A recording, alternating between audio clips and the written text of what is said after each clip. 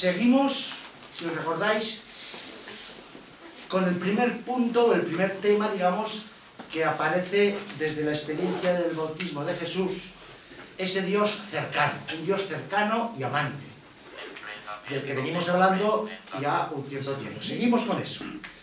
Primero lo vimos en la escena misma del bautismo, después vimos cómo a través del Evangelio, en eso estábamos, íbamos recorriendo un poco el Evangelio, para ver cómo Jesús vive ese Dios cercano y amante, ¿no? Habíamos visto algunos puntos y entre otros cómo el haber descubierto y el vivir desde esa cercanía, de ese Dios que es cercano y amante, Jesús mismo se hace cercano por contagio, por decirlo de alguna manera, ¿no? El vivir esa cercanía de Dios en su propia experiencia de Dios hace que Él se haga cercano a los demás, se hace como Dios, como Dios. Y habíamos visto algunos aspectos de esa cercanía de Jesús, sobre todo hacia gente, digamos, que en la mentalidad y en la cultura de la época eran más despreciadas o marginadas. Veíamos los niños, el caso de los niños, veíamos el caso de las mujeres, como Jesús se acercaba a las mujeres cuando la mujer en aquella época era muy despreciada, a los enfermos. Acentuamos en ese aspecto sobre todo esa cercanía hacia la persona que sufre, ¿no? Luego ya cuando hablemos en otros temas sobre el reino de Dios, veremos también, volveremos sobre este tema de los enfermos y de los milagros, qué significado tiene, ¿no? Habíamos visto también cómo Jesús se acercaba, especialmente entre los enfermos. Habíamos subrayado el aspecto de los leprosos, el significado de la cercanía a los leprosos, que eran gente totalmente marginada, tanto a nivel social como a nivel religioso, como Jesús se acerca y los toca. Yo creo que ahí es donde nos quedamos, ¿no? Si no recuerdo mal, la última vez. Entonces, en esa misma línea, un caso especialmente significativo de esa actitud de Jesús de cercanía, a partir de esa experiencia de un Dios cercano, Jesús acoge, y no solo acoge, come. Veremos la importancia que eso tiene. Come con pecadores públicos. Es decir, pecadores públicos en la mentalidad de la época y en la religión en que vivía Jesús, toda persona descreída, había toda una serie de gente que eran considerados como esos incrédulos, esos irreligiosos, y había mucha gente catalogada como tal, que es lo que llamaban pecadores públicos. O sea, que todo el mundo los consideraba como pecadores y alejados de Dios, ¿no? Rechazados, despreciados. Pues bien, Jesús se acerca a esos considerados descreídos y pecadores públicos, les da la buena noticia del perdón, y con gran escándalo de los practicantes, de los fieles, de las buenas personas, de los de comunión diaria, por decirlo en el lenguaje de hoy, con gran escándalo de ellos, no solo los acoge, sino que come con ellos. Y eso es.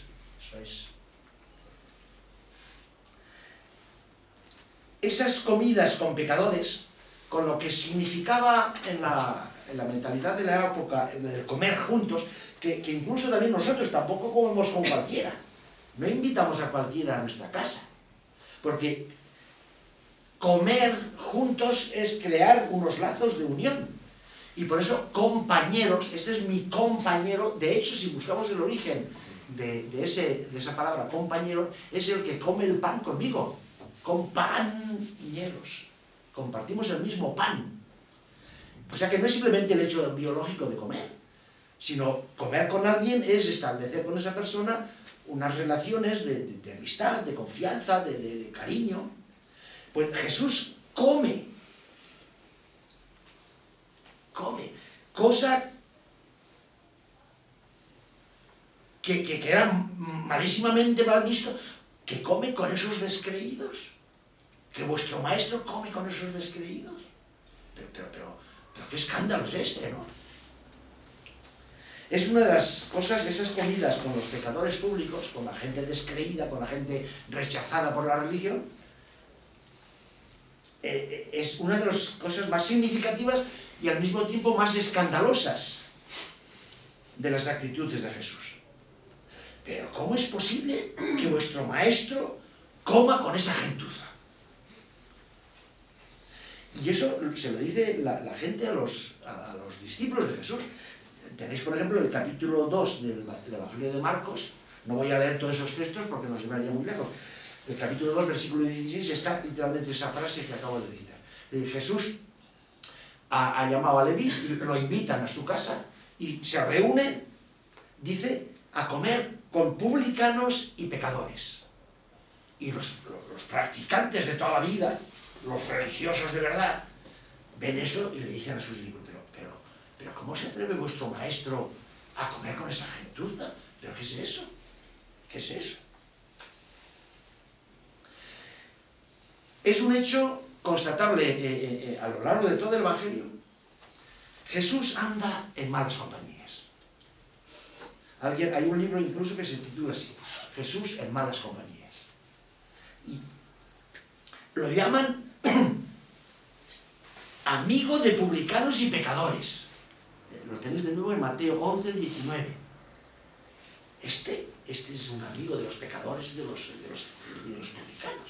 ¿Cómo se atreve a hablar de Dios y hablar si es un amigo de pecadores y publicanos? Como desprecio. Frecuentemente durante su ministerio público se podía ver a Jesús acompañado por personas de dudosa reputación. Era tan normal para él, era tan normal que frecuentase esas malas compañías, que eso molestaba incluso a sus discípulos, perplejos ante semejante conducta, y daba motivos a la crítica acerba de sus adversarios, quienes no podían entender, no cabía en su cabeza, que un hombre de bien,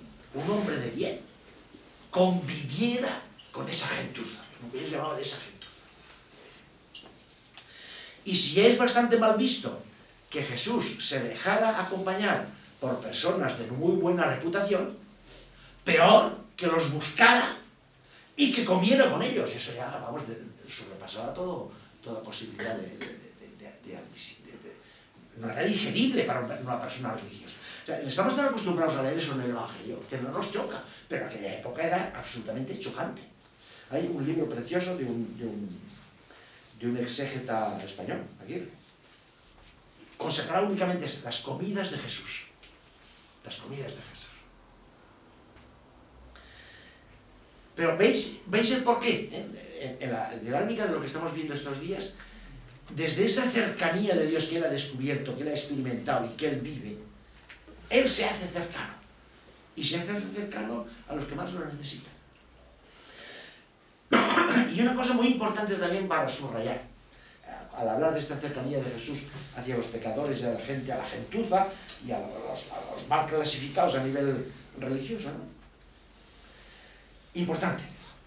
No solo se acerca a esa gente de mala fama, y no se acerca a ellos como un moralista para hacerles la lección, hacerles la moral.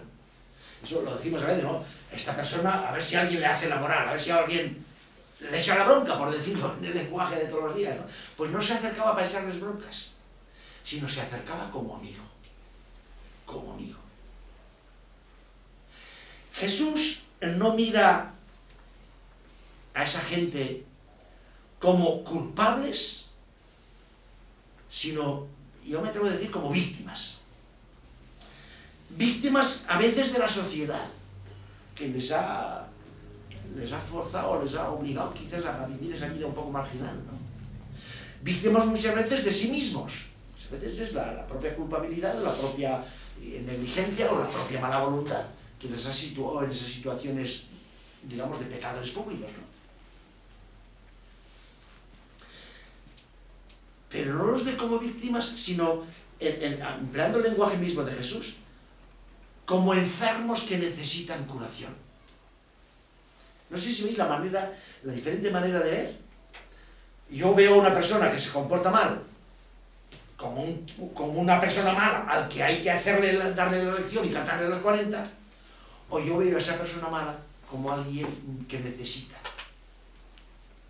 una cercanía.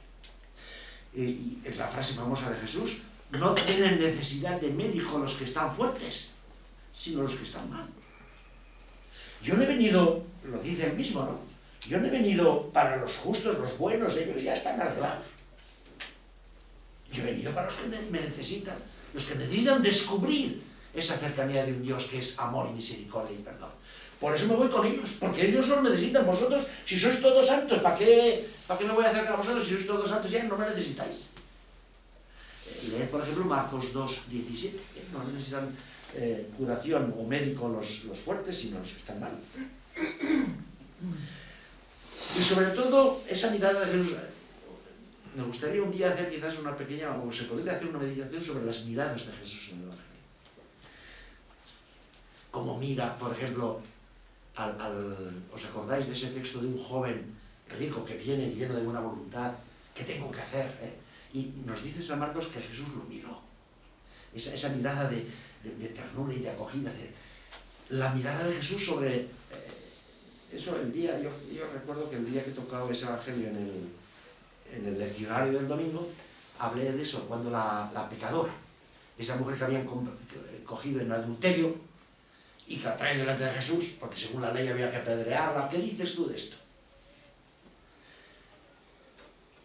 Los hombres no los trajeron, el hombre no los trajeron. Bueno, yo creo que hablamos de eso el otro día, dijimos algo así. Pero esa gente que lo mira condenándola, y todos esos fariseos que están ahí, toda esa gente que se cree perfecta y justa, mirándola con una mirada de acusación, y la mirada de Jesús: nadie te ha condenado, pues yo tampoco. Vete en paz. No peques más, pero vete en paz. La mirada de Jesús. Hay un autor francés, a ver si me acuerdo de su nombre, es una mujer. Dice: la mirada puede matar o la mirada puede curar. La manera como nos miran y nos sentimos mirados puede destrozarnos por dentro una simple mirada, o puede hacernos vivir. Las miradas de Jesús son miradas que hacen vivir, porque Jesús mira a cada ser humano, nos mira a nosotros, nos mira a cada ser humano, y yendo más allá de los caparazones de nuestras calidades, nuestros defectos, nos mira en lo que realmente somos. Nos mira como amados del Padre Dios. Y Jesús, la mirada de Jesús penetra en cada persona para mirar la amada de Dios que es esa persona. Y me mira a mí como al amado de Dios que soy. Y mirándome como amado de Dios, despierta en mí esa mi profunda, mi auténtica identidad, que es amado de Dios. Eso soy. Y mirándome como tal, Jesús despierta en mí, despierta en esas personas esa realidad que llevan dentro. Son amadas de Dios. Serán pecadores, serán débiles, serán víctimas de la sociedad, serán víctimas de su propio egoísmo, de su propia maldad. Pero en el fondo esas personas son amadas de Dios. Y mirando a la amada de Dios, que es esa persona, Jesús despierta a esa persona su realidad. Esa es la manera como Jesús convierte a la gente.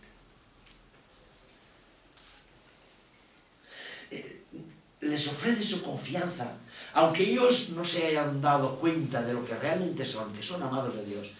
Esa mirada de Jesús que les ofrece confianza, que les ofrece amistad, los libera de su propia vergüenza, de su propia humillación, de verse a sí mismo como pecadores.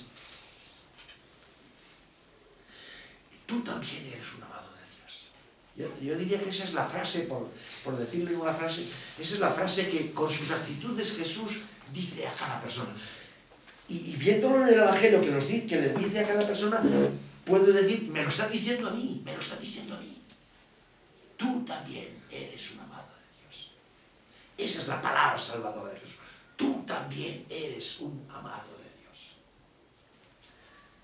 Y entonces veis que me escucha esa palabra dicha de verdad, no como una frase hecha, sino que nota que de verdad está siendo mirado como un amado de Dios, está reconocido y valorado y apreciado como un amado de Dios, más allá de lo que pueda ser su conducta o sus acciones. Se descubre a sí mismo en lo más profundo que hay en sí.